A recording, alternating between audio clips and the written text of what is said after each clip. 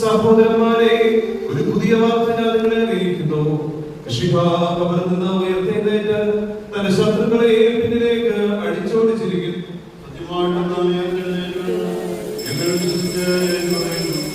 സഹോദരന്മാരെ,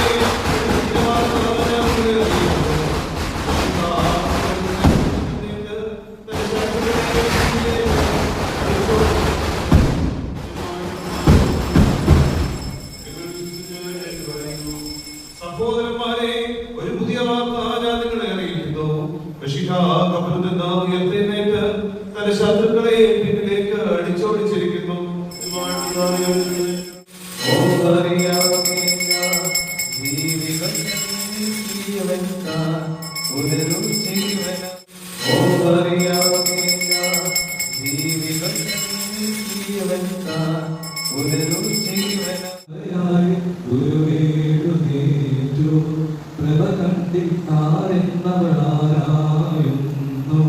ഇതു ഞാൻ തന്നവളെ ബോധിപ്പിച്ച